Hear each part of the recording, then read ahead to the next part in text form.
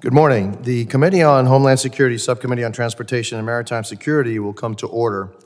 Without objection, the Chair may declare the subcommittee in recess at any point.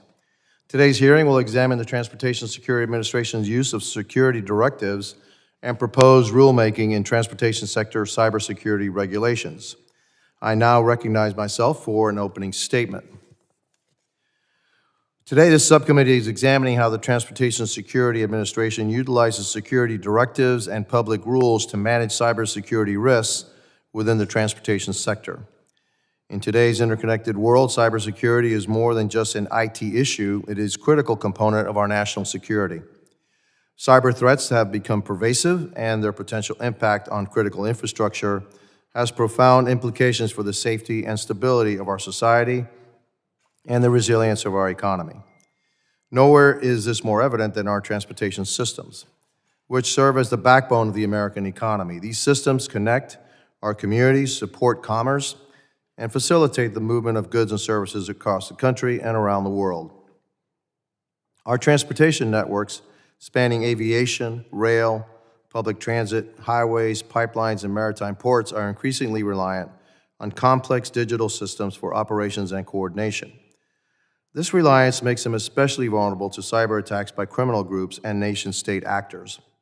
Moreover, as emerging technologies like autonomous vehicles, connected infrastructure, and artificial intelligence become more integrated into our transportation systems, the cybersecurity and landscape grows more complex.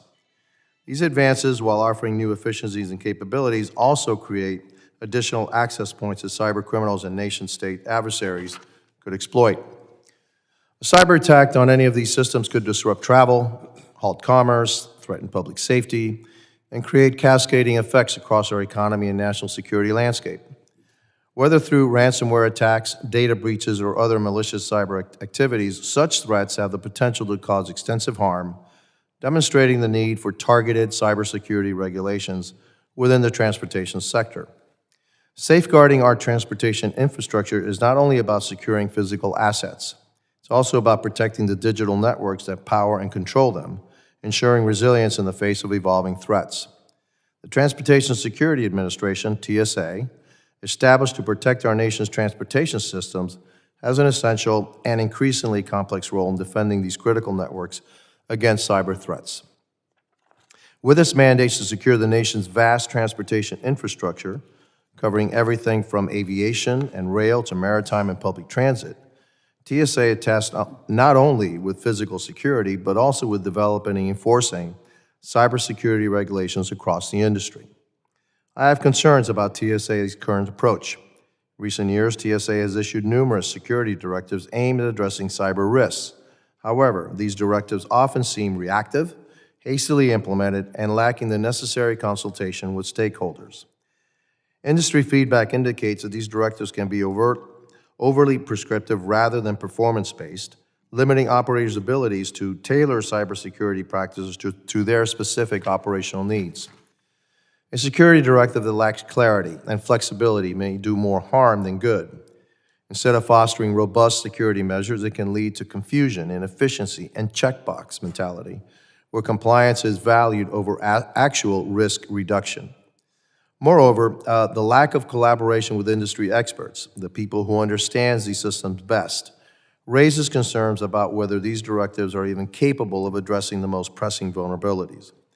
On November 6, less than 2 weeks ago, TSA issued a notice of proposed rulemaking that aims to establish mandatory cyber risk management and reporting requirements for certain surface transportation owners and operators. The sheer complexity of these regulations, spanning over 300 pages, is overwhelming, especially considering smaller operators who are already operating with limited resources. These proposed rules raise an important question. Will they effectively fulfill their intended purpose by reducing cybersecurity risks within the transportation sector, or will they simply place an undue burden on operators? TSA should empower operators with the flexibility to develop and implement tailored cybersecurity strategies that best address their unique risks and operational needs. When I was the mayor of Miami-Dade County, I focused on reducing overhead and streamlining regulations to enable business innovation and improve government efficiency. I believe the same approach is essential as we work to effectively protect our nation's transportation systems from cybersecurity risks. By balancing regulatory standards with operational adaptability, we can promote robust cybersecurity practices that both protect critical infrastructure and foster innovation and efficiency within the industry. Thank you to our witnesses from both panels for appearing before the subcommittee. I look forward to your testimony. I now recognize the ranking member, the gentleman from Michigan, Mr. Thanadar, for his opening statements. Good morning, everyone. Thank you, Chairman Jimenez, for holding today's hearing, and thank you to our witnesses for joining us. The May 2021 ransomware attack against Colonial Pipeline served as a major turning point in TSA's approach to securing transportation systems from cyber attacks. Prior to the attack, TSA's efforts to ensure the cybersecurity of transportation systems relied largely upon voluntary cooperation and adoption of recommended guidelines and best practices. The attack had far-reaching impacts as Colonial Pipeline shut down the transportation of fuel throughout the pipeline, which services much of southeastern United States. The public flocked to gas stations, leading to long lines and fuel shortages.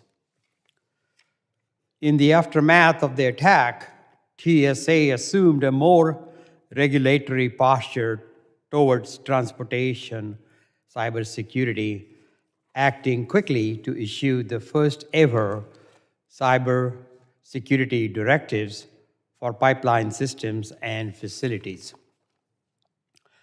TSA followed that initial security directive with similar mandates for owners and operators of freight rail, passenger rail, public transit systems, as well as changes to security programs for airports and air carriers.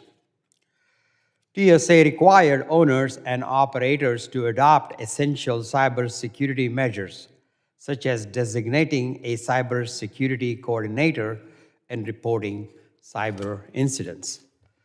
TSA engaged extensively with industry stakeholders and quickly learned that its mandate were viewed as too prescriptive and inflexible. To provide regulated parties with enough flexibility to innovate and respond to evolving threats, TSA developed a novel approach in subsequent directives, focusing on desired performance and security outcomes rather than specific measures. Over the past couple of years, TSA has continued to refine its approach through extensive engagement with stakeholders.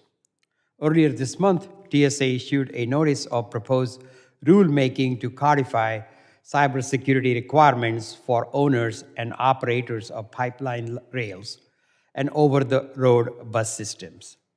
TSA's proposal, which is currently open for comments, would require system owners and operators to establish and execute a comprehensive cyber risk management program, representing a significant step forward in the evolution of TSA's cybersecurity efforts. The maturation of those efforts is also reflected in recent adjustments to TSA's investment in cybersecurity. In fiscal year 2021, prior to the Colonial Pipeline attack, Congress funded TSA cybersecurity activities at $86 million with 86 dedicated positions. Now, in fiscal year 2024, that investment has increased to $137 million and 167 positions. For fiscal year 2025, the Biden-Harris administration has requested an additional increase of $8 million and 41 positions. I hope Congress will continue to support TSA's efforts to enhance the cybersecurity of the transportation sector.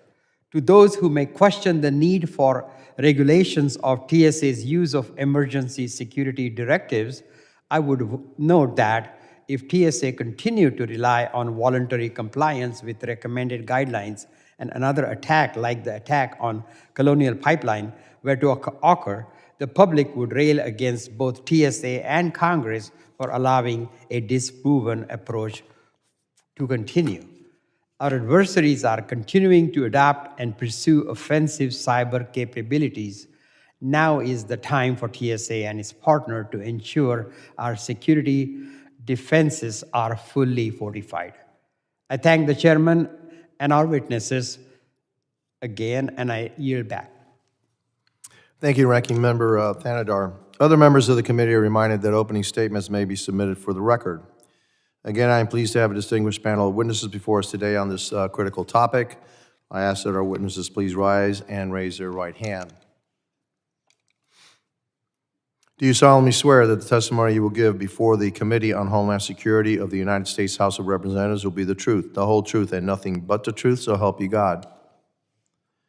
Let the record reflect that the witnesses have answered in the affirmative. Thank you, and please be seated. I would now like to formally introduce our witnesses. Mr. Steve Lorenz serves as the Deputy Executive Assistant Administrator for Security Operations at the Transportation Security Administration. Mr. Chad Gorman serves as the Deputy Executive Assistant Administrator for Operations Support at the Transportation Security Administration. Ms. Tina Wan Sherman serves as the Director for the Homeland Security and Justice Team at the U.S. Government Accountability Office. I thank each of our distinguished witnesses for being here today. I now recognize Mr. Lorenz for 5 minutes to summarize his opening statements. Good morning, and thank you so much for having me and inviting me for this hearing.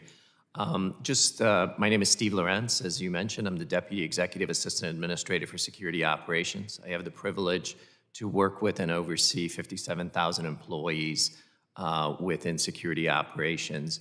Under our portfolio, we have domestic aviation operations, which oversees 433 airports across the country. We also have international operations, which we have assets throughout the world. We oversee surface operations, we oversee compliance operations, and we have an administrative function which oversees our administrative functions within security operations. We also have 2 senior liaison positions. One is with CISA, and the other is with the State Department. So it's a pleasure once again to be here. I look forward to the questions, and thank you. Thank you, Mr. Lorenz. I now recognize Mr. Gorman for 5 minutes to summarize his opening statements. Good morning, Chairman Jimenez, Ranking Member Thanedar, and distinguished members of the subcommittee. Thank you for the opportunity to appear before you today. My name is Chad Gorman, and I am the Deputy Executive Assistant Administrator for Operations Support at TSA. In this role, I'm responsible for TSA's intelligence operations, regulatory policy, and stakeholder engagement, as well as other programs. I am joined today by Deputy Executive Assistant Administrator for Security Operations, Steve Lorenz. We appreciate the opportunity to discuss TSA's role in cybersecurity for our nation's transportation infrastructure. As the members of this committee know well, cyber attacks are an evolving and persistent threat. Cyber actors, specifically nation states like Russia, China, Iran, North Korea, have demonstrated their intent and ability to conduct malicious cyber activity targeting critical infrastructure by exploiting inherent vulnerabilities of both operational technology and IT systems. These nation-state threat actors have developed and demonstrated capabilities that pose significant cyber threats to the United States, our critical infrastructure, and the transportation sector. As the Director of National Intelligence has stated, our adversaries and strategic competitors have the intent and ability to pre-position cyber attack exploits that can be used against U.S. critical infrastructure, including transportation. In fact, we have observed highly sophisticated activity attributed to the People's Republic of China assessed as pre-positioning for disruptive attacks against U.S. critical infrastructure, including transportation sector, in the event of a major crisis or conflict with the United States. In response to these urgent threats, the TSA Administrator has utilized his emergency authorities found in both statute and regulation to issue security directives and emergency security program amendments immediately to protect transportation security. The Administrator may use these authorities upon finding that immediate action is necessary to protect transportation security. The TSA Administrator's ability to leverage these unique authorities and respond immediately during emergency situations has significantly mitigated threats posed by a rapidly evolving cyber environment. These emergency authorities are a vital component of the nation's securing the nation's transportation system and allow the TSA administrator to act to prevent harm to transportation in the advance of catastrophic consequences. Following the 2021 cyber incident at a major U.S. pipeline, the TSA administrator leveraged his unique authorities to require transportation and infrastructure stakeholders, both surface and aviation, to implement a variety of cybersecurity protections. These measures include mandatory reporting of cybersecurity instances, designating a cybersecurity coordinator, requiring high-risk pipeline, freight railroad, passenger rail, and rail transit operators to develop cybersecurity implementation, response, and assessment plans, and reporting to TSA on their efforts on a recurring basis. The administrator consulted industry partners regarding these measures and provided multiple threat briefings to CEOs and other industry representatives. These measures were developed with extensive collaboration with industry stakeholders, which allowed TSA to better understand the threat landscape and gather industry feedback. It was through this feedback loop that TSA learned that our initial approach to cybersecurity and surface modes was too prescriptive. Based on that feedback, TSA quickly transitioned our regulatory framework in 2022 to an outcome-focused, performance-based model, empowering our industry partners and allowing us to collectively address cybersecurity issues with measures tailored specifically to transportation environments. In parallel with these emergency measures, TSA continued to pursue more permanent changes through notice and comment rulemaking process, culminating in the issuance of a notice of proposed rulemaking earlier this month. This proposed rule is intended to codify the provisions of the recent security directives into a cybersecurity risk management program. The proposed rule continues TSA's commitment to a performance-based requirements and builds on TSA's previously issued cybersecurity requirements aimed at establishing sustainable and comprehensive cyber risk management programs for owners and operators with high risk profiles. TSA welcomes and encourages industry comment on this proposed rule. Continuing collaboration with industry partners, as well as with interagency partners such as the Cybersecurity and Infrastructure Security Agency, the Department of Transportation, and the United States Coast Guard, is critical to securing the nation's transportation sector from cybersecurity threats. Industry engagement to date has led directly to better cybersecurity outcomes. TSA is committed to continuing this engagement as these threats evolve. I want to thank the committee for its interest in cybersecurity of the transportation sector and for its continuing support of TSA and its unique authorities. I would like to also publicly thank the dedicated employees of TSA for the work they do every day to secure the nation's transportation systems. Thank you, Chairman Jimenez and Ranking Member Tanadar, for the opportunity to testify today. We look forward to your questions. Thank you, Mr. Gorman. I now recognize Ms. Chairman Jimenez, Ranking Member Tanadar, and members of the subcommittee, thank you for inviting me to speak with you this morning. The threat landscape today is not quite what we had envisioned following the tragic events that occurred on September 11th. Current threat assessments cite the increasing prevalence and sophistication of cyber attacks on U.S. critical infrastructure, including on the transportation systems sector. Considered one of the lifeline sectors, transportation systems includes aviation and surface modes and moves billions of passengers along with millions of tons of goods every year. How this sector and others are fundamentally critical to our nation's economic stability and our everyday lives was brought into clear relief after the ransomware attack on Colonial Pipeline in 2021. More recently, Volt Typhoon's ability to compromise internet-connected devices in the transportation systems sector, as well as other critical infrastructure sectors, have raised significant concerns about the extent of the impact a cyber attack would have on the U.S. if carried out as part of a major conflict by a foreign adversary. The agency I represent, GAO, included the cybersecurity of critical infrastructure as part of its high-risk list over 20 years ago. And since that time, we have made numerous recommendations on cybersecurity in the transportation systems sector. For example, in 2019, 2 years before Colonial Pipeline, we reported it on weaknesses in TSA's management of its pipeline security efforts. Since that time, TSA has implemented all but one of our recommendations. The remaining recommendation is for TSA to update its 2010 Pipeline Security and Incident Recovery Protocol Plan to ensure the plan reflects laws, policies, and changes in pipeline security threats, such as cybersecurity. TSA officials told us they anticipate completion of the updated protocol plan by July of next year. TSA has used its various statutorily granted authorities to help secure all modes of the transportation system. This includes issuing security directives and emergency amendments in response to threats, events, or significant vulnerabilities, as well as recently initiating rulemaking to develop cybersecurity regulations for freight and passenger rail, pipelines, and more limitedly, over-the-road buses.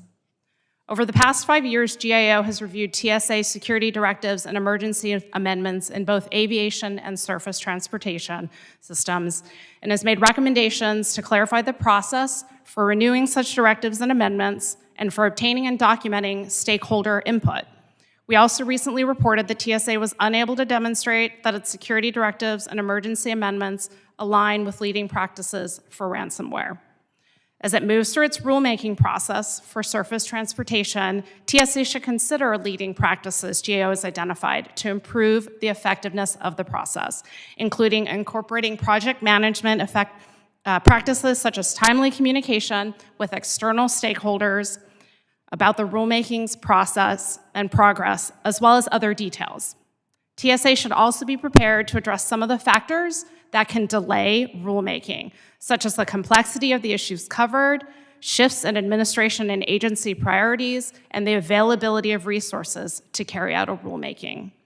In closing, TSA must be positioned to effectively mitigate cybersecurity threats to ensure the safe movement of people and goods across our nation's transportation systems.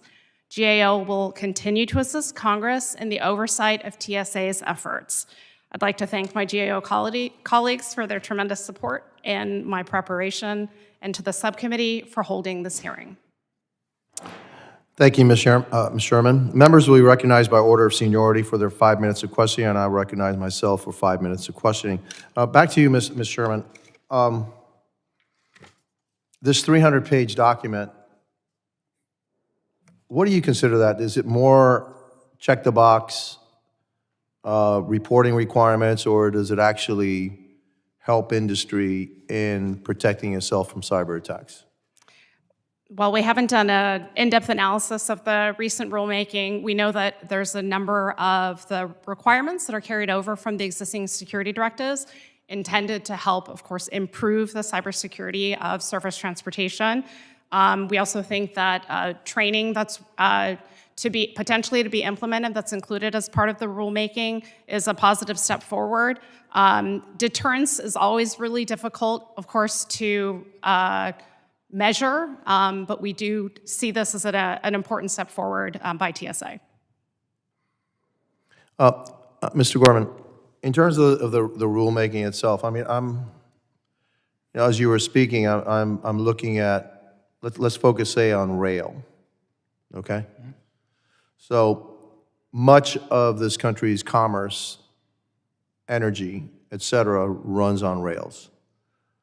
How much of our infrastructure now is interconnected and dependent on electronic systems for switching, scheduling, et cetera, making sure that train is on this track at this time, et cetera, et cetera? How much of that is automated? How much of it is really susceptible to a cyber attack? Specifically in the rail environment? Yeah. So I don't have an exact number for you, Chairman, but it is a large portion, particularly with the enactment of systems like mandatory positive train control and the interconnectedness thereof of the rail network. It is a federal requirement that those rail entities actually have that system in operation for safety purposes. And so that system, as well as things like switching and others, are what provided TSA the methodology by which we scoped in those rail entities that you see within the NPRM language, particularly those Class 1 rail entities that provide the bulk of the movement for the goods and services that you just referenced, sir, as well as a small amount of short line and regional railroads that, while of a smaller entity size, provide critical functions to the function of the overall system, or provide critical national security functions in the rail environment that we deemed as necessary for the protection of this rule. How vulnerable are we to, say, a massive cyber attack on our rail system that basically paralyzes our rail system in the United States? I think it varies across the system, sir, and these measures particularly are meant to raise the cyber resiliency of both rail, pipeline, and other entities that fall within the scope. And built off of specifically industry standards as listed in things like existing NIST cybersecurity frameworks, as well as CISR's recently cybersecurity performance goals, to make sure that we are continuing to raise the bar for cybersecurity, particularly in these critical assets in transportation. But no matter how much you raise the bar for cybersecurity, this is a constant game of one-upmanship, right? And eventually, if somebody really wants to penetrate it, eventually you have to account for the eventuality of us losing that or somebody penetrating the system and wreaking havoc on the United States.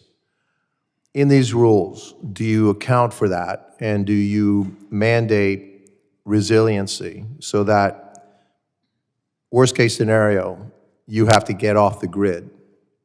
Will we be able to still transport goods and services by the old method? Or are we so reliant on the new method that we've forgotten the old method and we'll be basically stuck in gridlock? So given the dynamic nature of the cybersecurity freight that we face now and we anticipate facing in the future, I think there's three primary areas of this rule that are germane to your question. First, we learned based on the performance of the requirements that are existing in our current issued SDs of a performance-based model is the model to move into both now and into the future.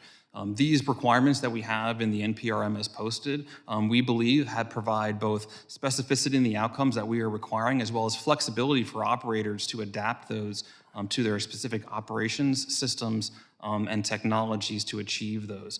As well as our overall goal is to prevent the disruption of critical services. And so as we are looking to work with industry, we drive these requirements at those critical assets that are determined within their operations. And thirdly, we are mandating that these owner-operators develop, maintain, and regularly exercise response plans, particularly for potential incidents that may occur on or directly to their networks to provide redundancy and an ability to quickly respond and recover from those instances.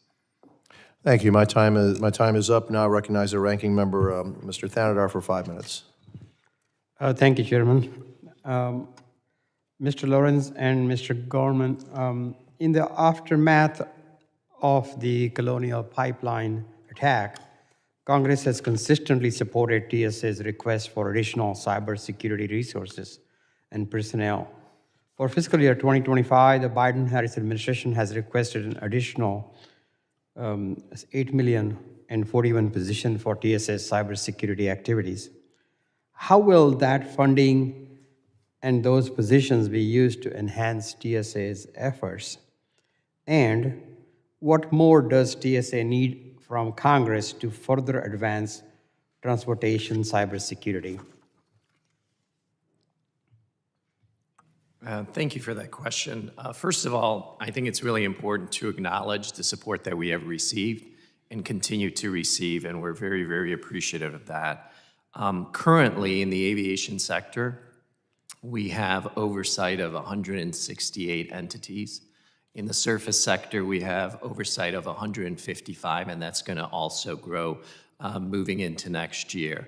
The resource allocation, the 41 positions that you alluded to, is going to help tremendously as we continue to move forward.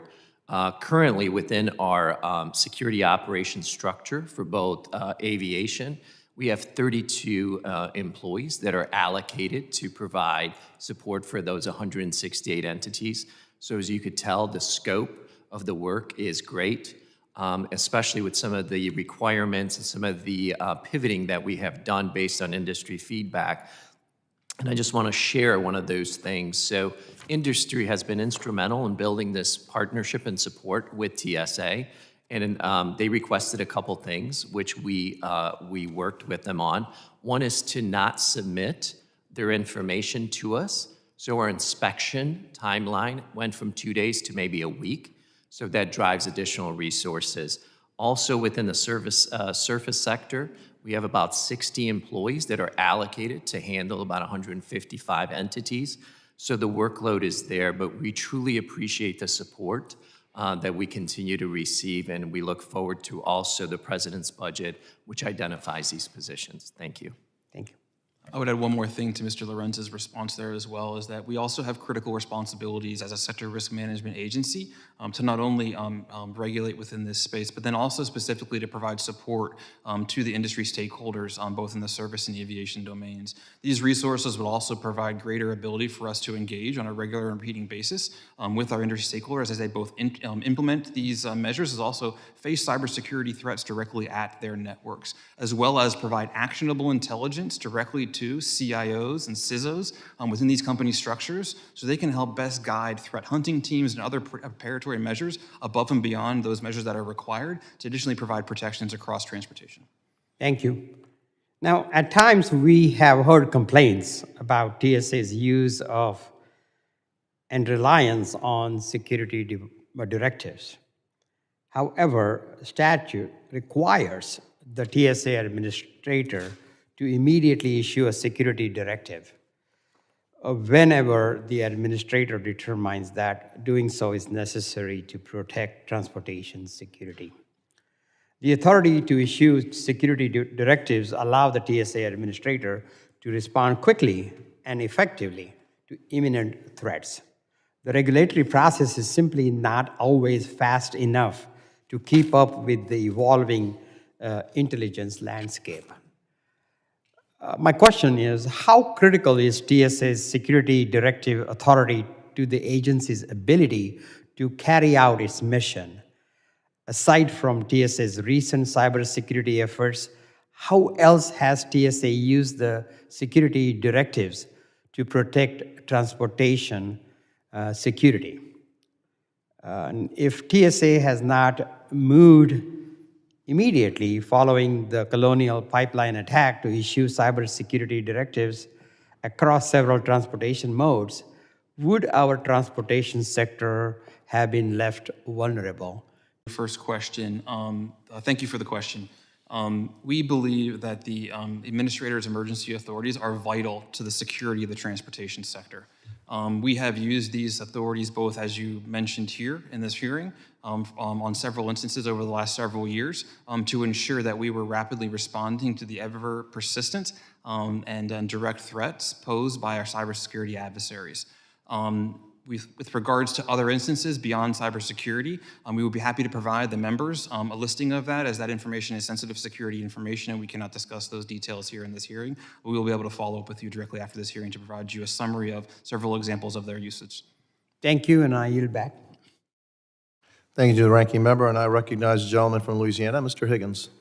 Thank you, Mr. Chairman. Mr. Lorenz, you are the Deputy Executive Assistant Administrator for Security Operations for TSA under the United States Department of Homeland Security, correct? That is correct. Mr. Gorman, you are the Deputy Executive Assistant Administrator for Operations Support for TSA under DHS, correct? Correct. Okay, so just so America knows, we got two of the honchos here in front of us as it relates to TSA regulations and the effort to introduce security enhancements for our industry partners that fall under the jurisdictional authority of TSA, like our stakeholders running rail and pipelines. In the effort to protect our nation's infrastructure from cyber threat, largely Americans feel quite vulnerable from cyber threat. From sea to shining sea, we are not reassured by what we read in the news every day about a major cyber breach in this industry, a major cyber breach from that massive bank, another major cyber breach in this large government entity. Americans generally get it, that this thing is a moving target and it is a serious threat, and we as a nation, we have to respond. So TSA has its role to play, and Congress has given the Transportation Security Administration the authority to issue what are called security directives. Is that correct, gentlemen? That is correct. Okay, so in that time frame, which is in recent history, since 2021, in the effort as a nation to respond to cyber threats, the TSA has issued security directives intended for use against specific threat assessment or threats. However, those security directives have been referenced as generally disruptive to operations and requiring a great deal of coordinated effort at the implementation point that takes away from actual monitoring of threat. There's only so many staff available within the actual entities that operate, say in our rail and pipelines. And if those men and women that are dedicated, they work in that office, if they have to spend so much of their time and energy complying with the regulatory requirements, then they're not investing that energy in the actual monitoring of threats and responding to threats. So we have a responsibility to attempt to do better. Not that the initial effort was not well intended, and it's just that we're dealing with an emerging and complex threat for the first time in our history. So, Mr. Lorenz and Mr. Gorman, 2 years ago, Congress passed legislation setting guidelines for reporting cyber attacks at 72 hours. You have to report this within 72 hours to streamline this in the interest of time. Yet in TSA's rule, 72 hours. So in TSA's rule said, well, we're going to do it within 24 hours. And the Securities and Exchange Commission finalized rules in 2022 saying it had 4 business days. So there's a variety of actual implementation responses happening across the government entities that we must harmonize. Mr. Chairman, I ask unanimous consent to introduce into the record a media report from November of this year regarding the bipartisan effort to clean up cyber regulations and to pass legislation that indeed does harmonize our cybersecurity efforts. That would be H.R. 10123. Without objection. Thank you. Gentlemen, we probably have time if the chairman would indulge. Do you see anything more important, Mr. Lorenz and Mr. Gorman, anything more important than harmonization of our security efforts to protect our nation's infrastructure from cyber threat? TSA supports the overall goal of harmonizing cybersecurity requirements with our industry stakeholders. This is an area specifically where we asked for feedback in the NPRM, and based on that feedback, based on other efforts and interagency discussions that are ongoing, we anticipate to be able to incorporate that as we move forward into a final rule stage. Thank you. Mr. Lorenz? Yeah, I just wanted to also add to Chad's point that it's really important for us to make sure that we continue to collaborate with our stakeholders and provide and receive feedback.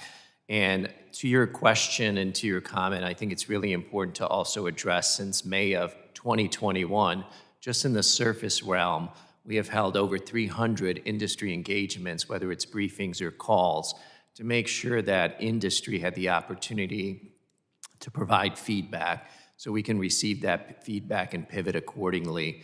And also within the aviation sector, just this year alone, we have had the opportunity to receive feedback from our aviation partners over 126 times to make sure that we understood and we received the feedback based on their operational needs and necessities. So we continue to listen, because I think it's really, really important to understand that we're on a journey together. And I really, really appreciate the question and the thought about harmonization as we move forward. Thank you. Thank you, sir. Thank you, Mr. Chairman, for the indulgence. Thank you, gentlemen from Louisiana. I now recognize the gentlewoman from Florida, Ms. Lee. Good morning, and thank you all so much for being here with us today. Mr. Lorenz, Mr. Gorman, I'd like to start by addressing this question to both of you, and that is, I'm interested in what are some of the critical things that you identified or addressed through security directives that TSA is considering as part of the formal regulatory process. I think the most important lesson that we learn collectively with our industry stakeholders in the issuance and the performance of the requirements within our current security directives is that there is no one-size-fits-all when it comes to cybersecurity, particularly when it comes to the complexity of the threat and the complexity of business and operational technology networks in place today. And so we believe and have learned the lesson through the issuance and the maintenance of those requirements in the SDs and moving those into this proposed rule, that a performance-based model is the only way that we will be successful and our partners will be successful in continuing to prevent disruptive attacks against our nation's transportation infrastructure. We believe that as you look at the requirements of this rule set, that theme has carried over, but particularly we are interested in industry feedback as it relates to both the opportunities that provides them to customize these performance-based requirements for their own business operations, as well as potential challenges that they see and how we can incorporate that into the final rule. And tell me, if you would, how that performance-based model accommodates the different sectors that you are attempting to regulate. So I believe, again, in the same model is that we establish outcome-based goals across our requirements that are based, again, in industry standards like we see in this cybersecurity framework, the Cyber and Infrastructure Security Agency's performance-based cyber goals, and have given those as the platform. Given the model that we have put in place and are seeing results already of in the SDs, we then work with individual owners and operators to craft specific implementation plans for those measures that are specific to their industry, their technologies, their operations, and the size and scope of those operations, and the technologies both from a business and from an operational technology perspective that they operate. And then based on that and based on an assessment of criticality, they then propose to TSA a timeline of investments and actions to drive towards those requirements. And we have seen early successes in that model and anticipate continuing that as we move into the final rule.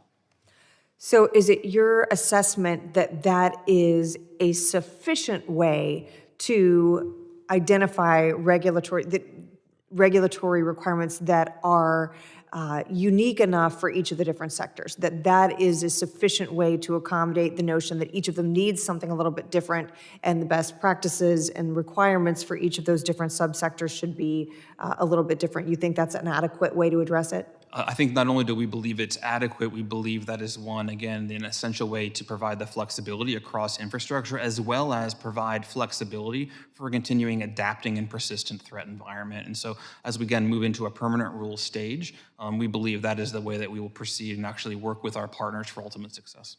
And Mr. Lorenz, anything to add on that subject? Yeah, thank you. I think to the points that were made earlier, I think for us, the relationship building is really, really critical. Understanding industry, and to the previous answer, that one size does not fit every one of those entities, making sure that they're able to work together. One thing that's really, really important to mention is that as they build those plans are built with us. We help them through that journey. It's also important to note, before we send out any teams to do any inspections or assessments, we have conversations that take place weeks before to make sure that they're ready. This is not a gotcha mentality. This is all about making sure that we keep the system safe. So we spend a lot of time investing, making sure that at the end we have a great product and that product is safe. And if there's anything that we need to do to pivot to make sure that we're able to adjust, that we do that accordingly. And is TSA adequately resourced to implement what the proposed rules require? So we appreciate the support that we have received, as I stated earlier, and we look forward to receiving the additional 41 assets that is in the FY25 President's budget. Mr. Chairman, I yield back. Thank you to the gentlewoman from Florida. I want to thank the witnesses, Mr. Lawrence, Mr. Gorman, and Dr. Sherman for your valuable testimony, and the members for their questions. The witnesses are now dismissed, and the committee will stand in brief recess, very brief recess, while the clerks arrange for the second panel of witnesses.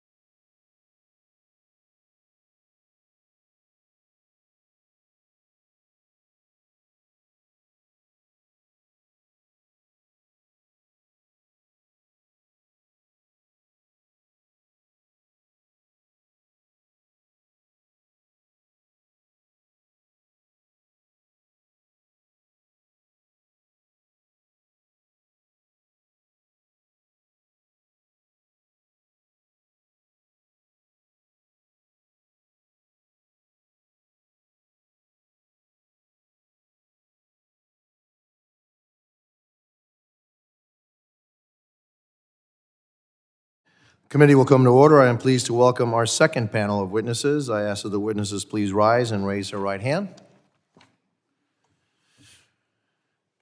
Do you solemnly swear that the testimony you will give before the Committee on the Homeland Security of the United States House of Representatives will be the truth, the whole truth, and nothing but the truth, so help you God? Let the record reflect that the witnesses have answered in the affirmative. Thank you, and please be seated. I would now like to formally introduce our second panel of witnesses. Mr. Ian Jeffries serves as the President and Chief Executive Officer of the Association of American Railroads. Ms. Kimberly Denbo serves as the Vice President of Security and Operations for the American Gas Association. I thank each of our distinguished witnesses for being here today. I now recognize Mr. Jeffries for 5 minutes to summarize his opening statements.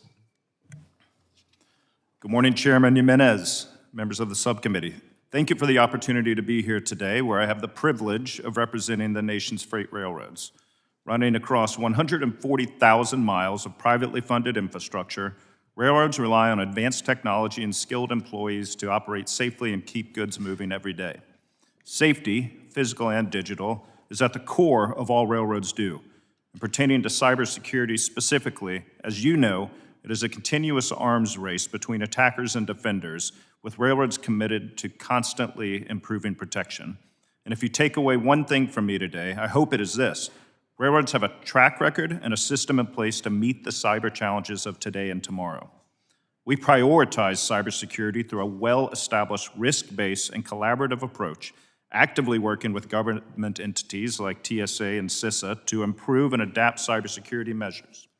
This includes regularly scheduled interaction between industry and our government partners, where both threats and preparedness levels are analyzed in depth. Moreover, railroads have a long-standing commitment to protecting their operations through coordinated efforts and continuous evaluation of cybersecurity plans. Our unified security plan evolves with input from private and government experts to address emerging threats effectively. With that, let me turn to some details. As I mentioned, railroads emphasize information sharing with agencies like TSA and CISA to stay ahead of threats. Rail industry leadership has played a central role as well, starting with the establishment of a unified cybersecurity plan over 20 years ago. Cybersecurity plans are implemented by two bodies: the Rail Security Working Committee, which focuses on countering terrorism, and the Rail Information Security Committee, composed of information security leaders from major railroads.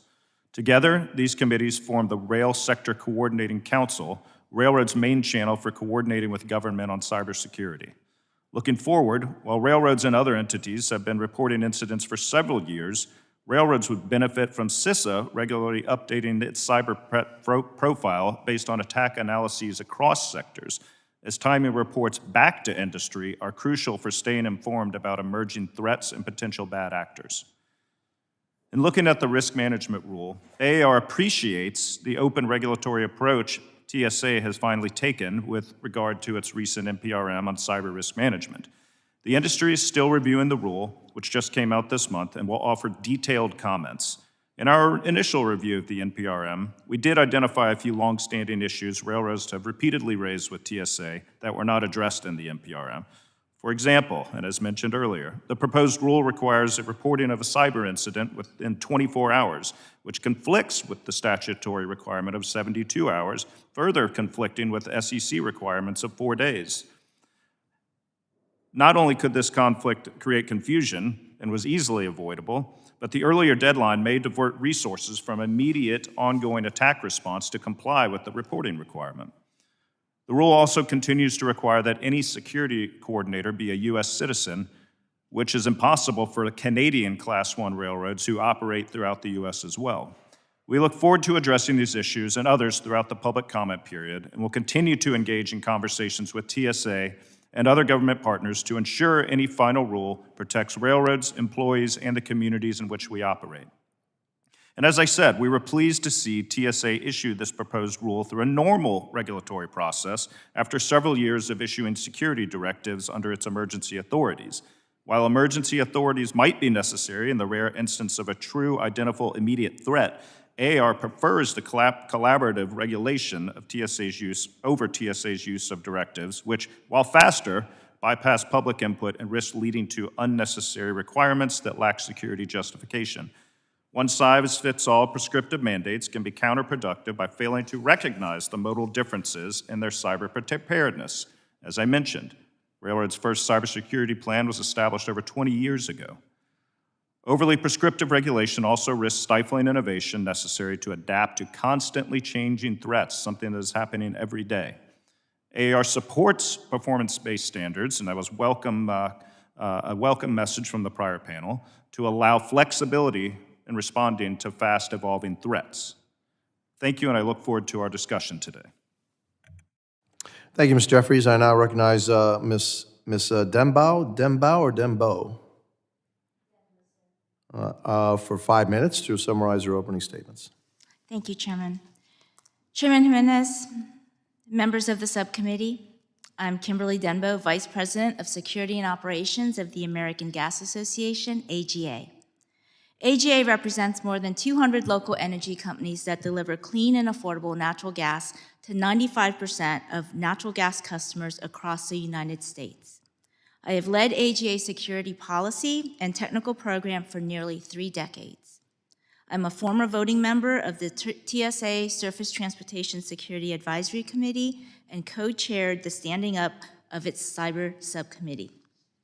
Thank you for inviting me to this hearing to share our experiences as they relate to how TSA puts its regulatory authority into practice. America's natural gas utilities and TSA share a common mission: critical infrastructure and operator security. For over 2 decades, TSA and natural gas utilities have challenged the traditional regulatory model, piloting forward-leaning approaches to achieve a common mission, critical infrastructure and operator security. While TSA has full authority to regulate pipeline security, it boldly opted for an unconventional and more effective model TSA coins as structured oversight. TSA recognized early on the strength in the pipeline sector's operational diversity and that system disruptions and consequences differ substantially across the natural gas and oil value chains. While the Colonial Pipeline ransomware incident in 2021 propelled TSA into regulating pipeline cybersecurity, TSA and owner-operators had been weighing the importance of pipeline cybersecurity well before 2021. Over the decade following the 2012 Chinese cybersecurity campaign that targeted pipelines, TSA and pipeline owner-operators worked collaboratively to advance pipeline cybersecurity maturity.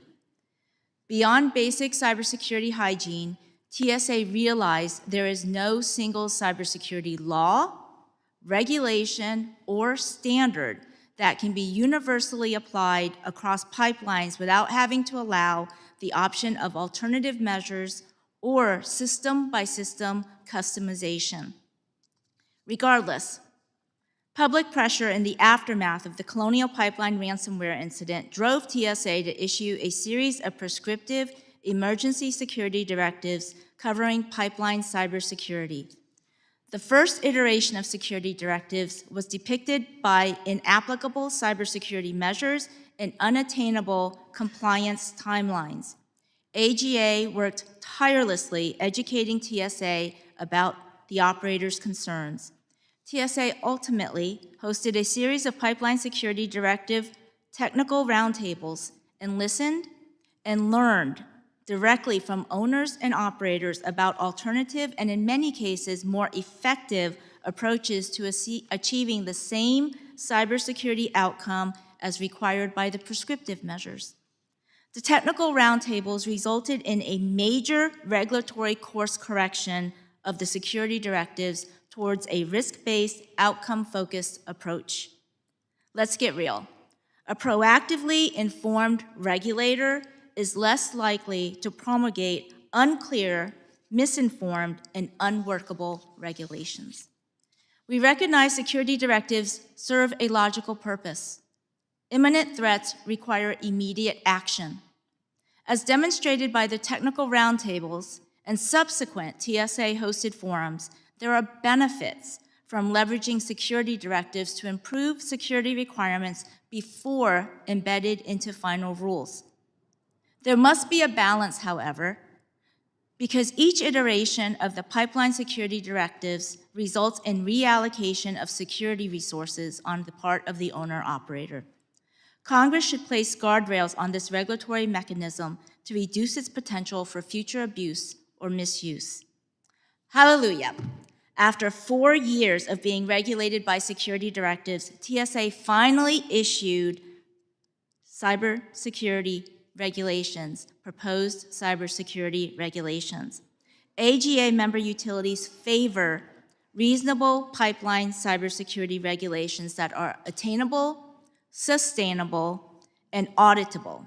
And we applaud TSA for sticking with the risk-based, outcome-focused approach. We look forward to submitting constructive comments intended to advance TSA's and AGA member natural gas utilities' common mission. I would like to add, and I think that this is very important to spotlight, I want to spotlight an unresolved concern that applies to the pipeline security directives, to the TSA cybersecurity rulemaking, and appears to be a systemic problem across the government.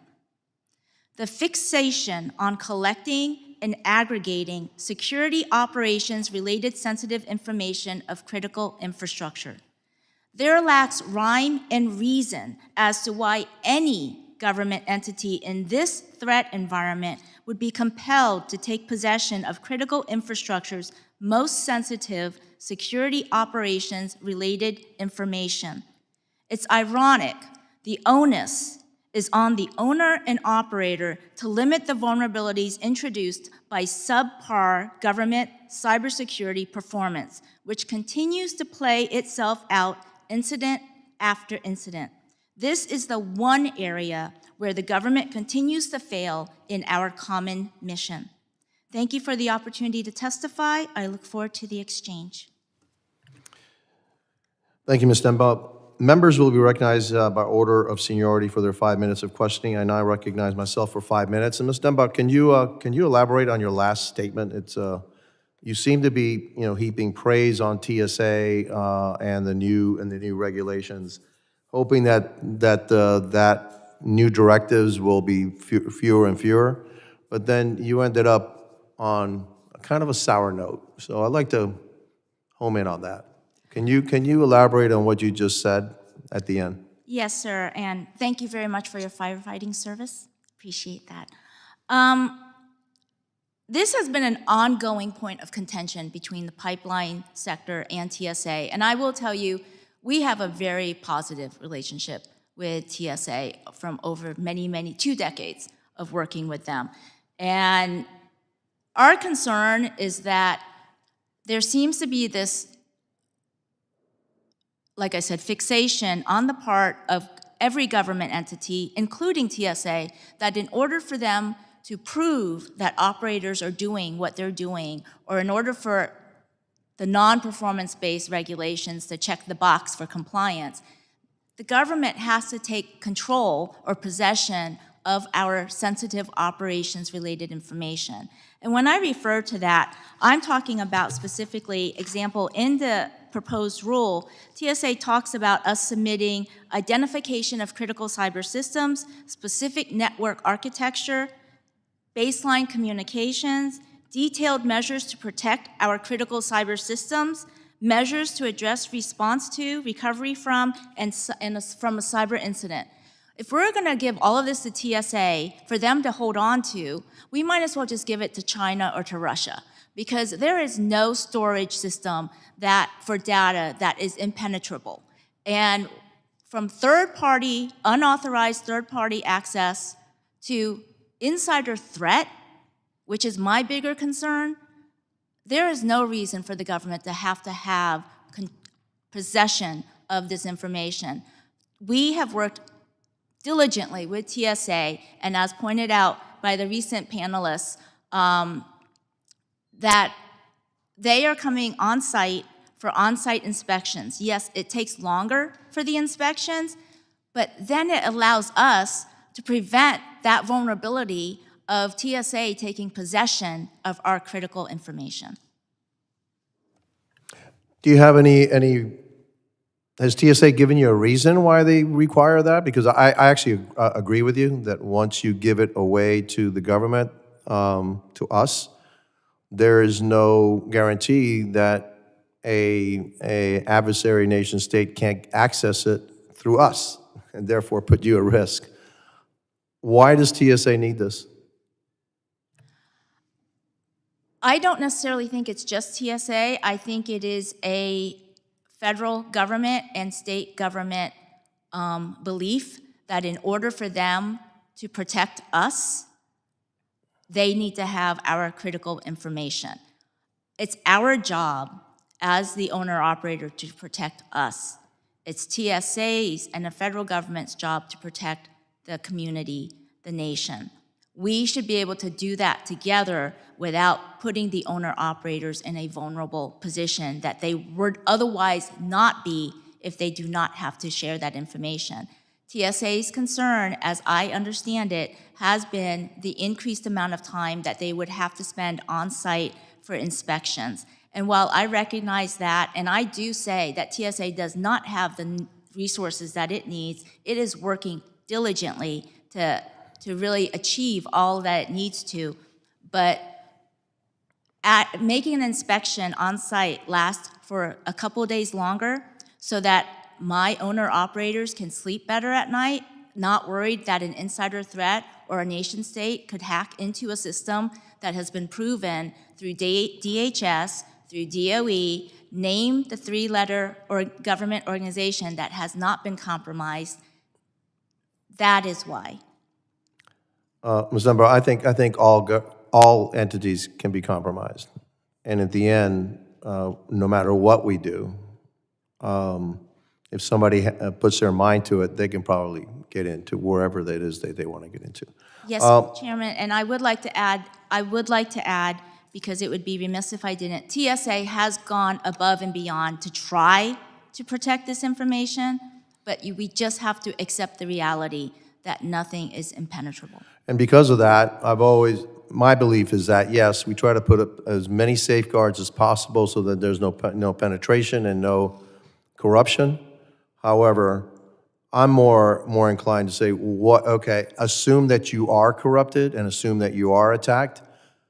How can you get back to operations as quickly as possible, knowing that you will be attacked and that you will be disabled?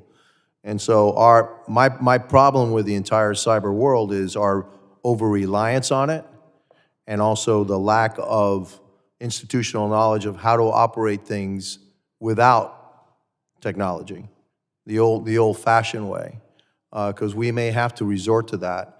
And unfortunately, we just becoming more and more reliant on electronic systems, on digital systems, where we're becoming more and more vulnerable to it. That's my problem. Anyway, my 5 minutes are up. I now recognize the gentleman from Louisiana, Mr. Higgins. Thank you, Mr. Chairman. Mr. Jeffries, regulations that are meant to enhance security should not be overly burdensome.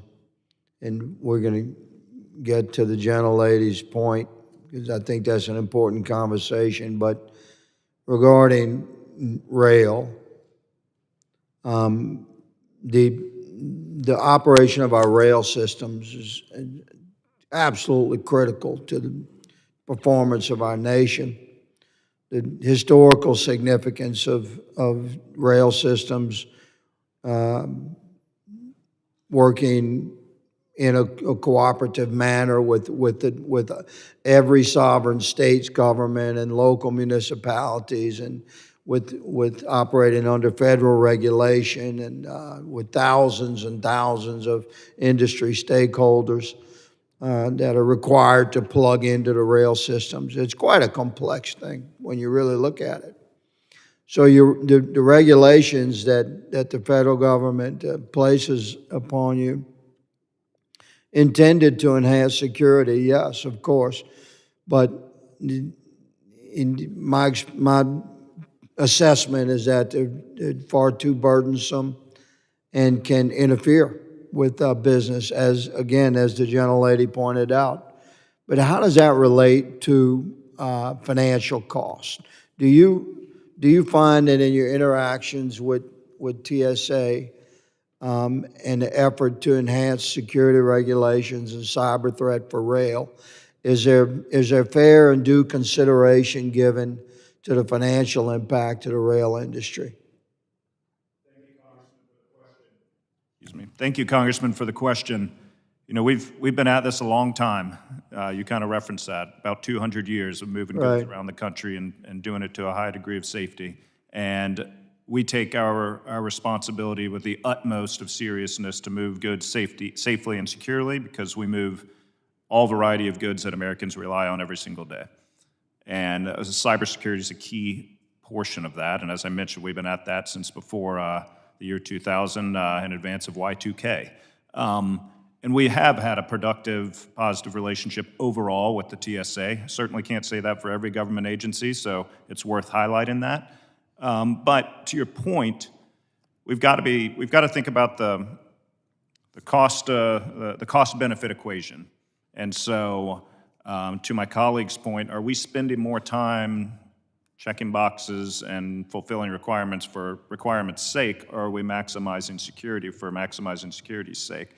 And certainly there's a cost, there's a financial cost, there's a human resource cost, there's a physical and digital asset cost. So is that fairly evaluated, is my question. In your interaction with TSA, is the financial impact fairly evaluated? So I would say it's acknowledged. Whether or not it's fairly evaluated, I'll let you know when we file our comments once we get through this massive rule.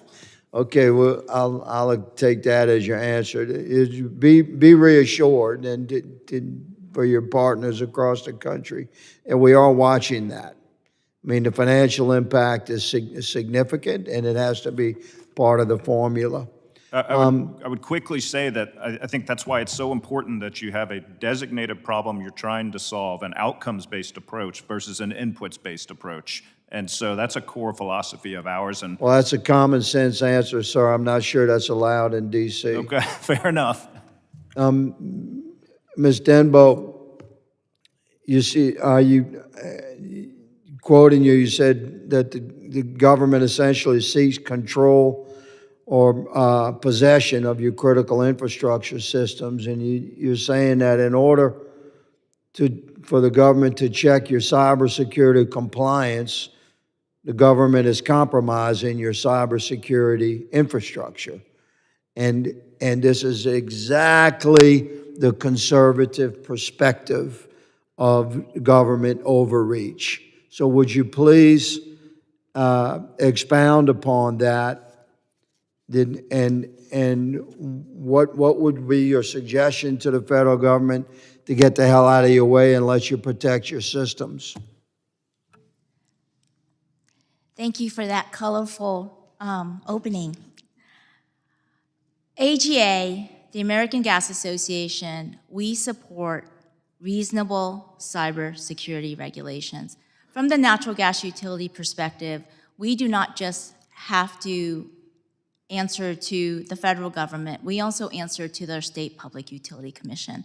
And for that, we are required to do long-term planning. And so we need a system, we need reasonable regulations that are not constantly changing so that we can do that long-term planning and justify the expenses for the sake of security. We applaud TSA for sticking with the performance-based approach. What we need TSA to do is to rely on the fact that, one, reasonable cybersecurity regulations have to be attainable. The operators have to be able to achieve them. They have to be sustainable. The operators have to be able to sustain them and keep them going. Otherwise, it's wasted money. And then TSA fills that last part is for them to be auditable. That's the part where we're always bumping heads.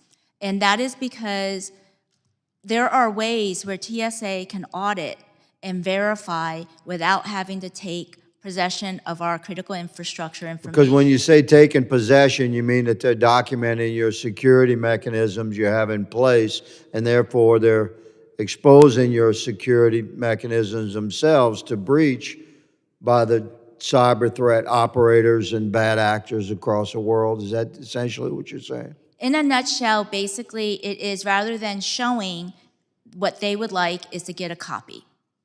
And we have no problems showing TSA that information. Where the challenge is when that information physically or electronically leaves our environment. I understand.